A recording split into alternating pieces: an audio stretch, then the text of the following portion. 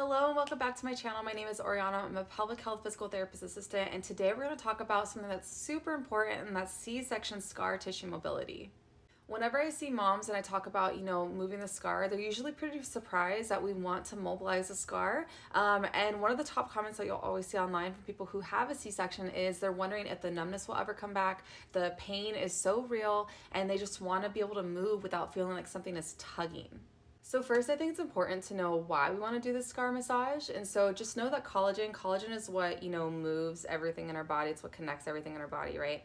It's just like what our cells are made of, right? The collagen lays like this. And so whenever we need to stretch, there's no issue. Our body's like, oh, we're stretching, no big deal. But if you have a cut, right, then the body's like, we need to stop that from bleeding. Let's put some blood clots on there. Okay, cool. We've got the blood clots down in the first 2 weeks. We know that everything is sealed up. Okay, now let's start putting new blood on there. That's why you're going to have swelling. New blood on there so that way we can have nutrients and more collagen, so that way that can build up to be like more solidified and more of that scar tissue.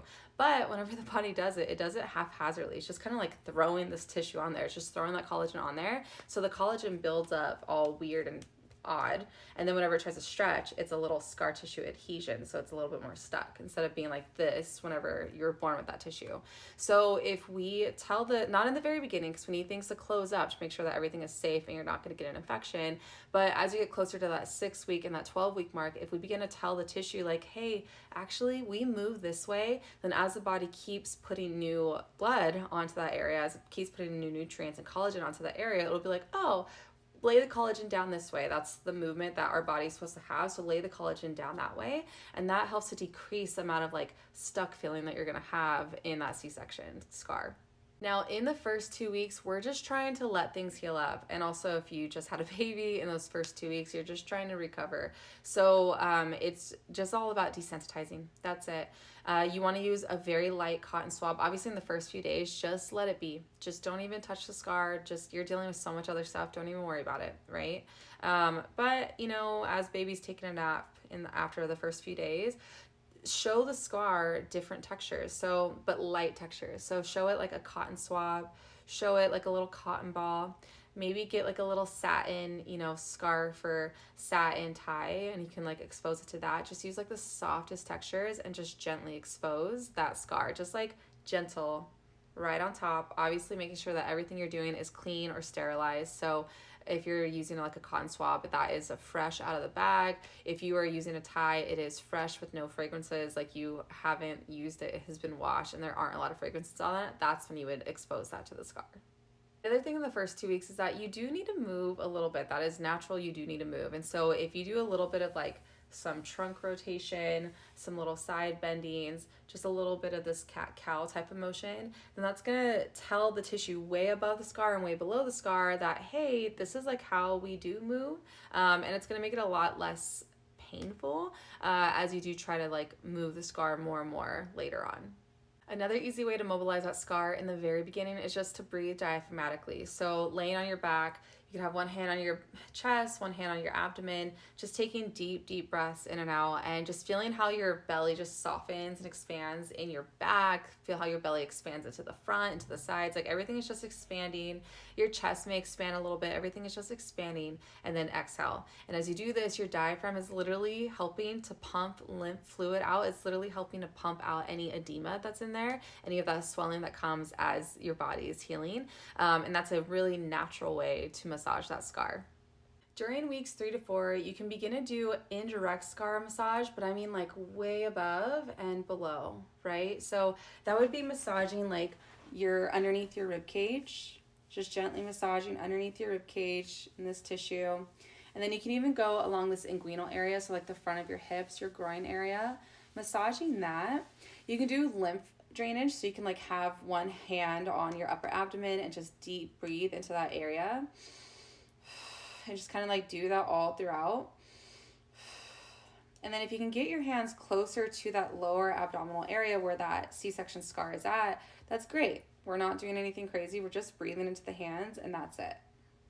This is also a great time to begin to expose the scar to different temperatures. So you can take like a spoon, just a room temperature spoon, which is usually cool to the touch, and you can put that on the scar, right? And then you can also take, put the spoon in, just run it underneath like warm water, make sure that it's not too hot, and then just put that on the scar. That way, if there is any nerve sensitivity going on, we can desensitize that. And you can also begin to take something that's a little bit more rougher in texture. So you can take like a washcloth, for example, like a soft washcloth, and you can put that directly on the scar just to desensitize that. You can take like a cotton shirt that's a little bit more on the drier side, that doesn't have a lot of fabric softener, and you can apply that, just gently exposing the scar to different sensations that are a little bit more intense in their sensitivity. Now, during week 6 to 12, you can get a lot closer to the scar and begin to do that indirect scar tissue mobility, like really close to the scar. So I drew a little fake scar right here. We're gonna pretend like that is my lower abdominal area. And so you can go above the scar and below the scar. So above and below, you can do little circles, right? And you go circles clockwise, you'll go counterclockwise. You can go side to side like that above the scar. Like imagine that everything I'm showing you, each direction I'm showing you like both above and below. And then you can also go diagonal, right? And diagonal the other way. And then you can even go pulling away. If you pull away, I would do so gently. That way we're not too aggressive with that, but just pulling away. So that way we've literally did every direction that you can possibly think of, and you do it above and below. Now I find that the C-section scars are so low on women. They're so low. And so I personally, whenever I'm working on a lady, she usually has her pants on and I have them pull the pants like all the way down.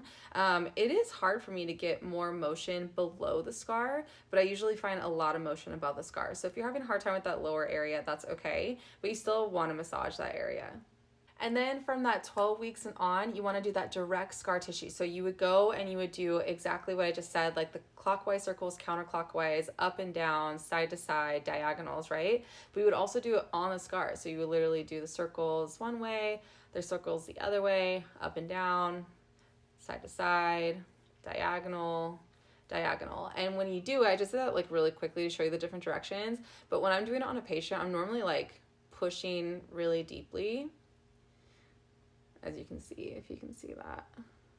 And I would like pull, pull, pull. Some people say that you don't need lotion in order to do this. That way you get better traction. And I kind of agree with that. But I usually do lotion in the clinic just because it's a little bit more comfortable for the woman. But if I were doing it on myself, I would do it without lotion.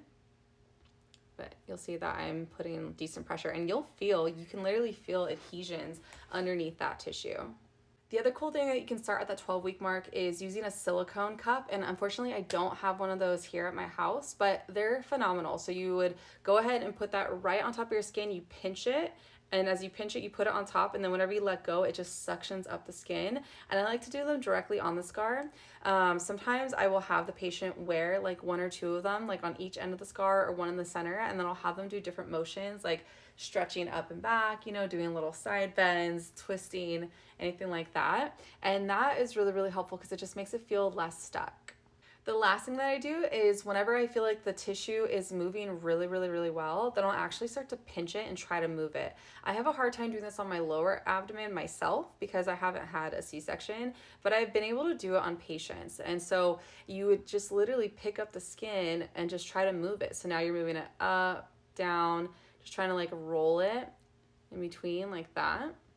You can see that. That way you're just making sure that there's nothing getting stuck on the scar and everything is moving. So those are the ways that you desensitize that scar, the way that you move that scar, and the way that you just try and decrease the scar's ability to like hinder different things in your life, like incontinence, core strength, things like that. And yes, everything that I just showed you can be applied to a regular scar. Now, as always, this is not specific medical advice for you. So if you have concerns, you should go and speak with your provider, with your pelvic floor therapist or just physical therapist, or with your OBGYN, whoever, because they know what's going on with your body the most. If you see any redness, any swelling, any heat, then you need to call your doctor right away because we don't want to have any infections. But I hope that that was helpful, and I will see you in the next video. Bye.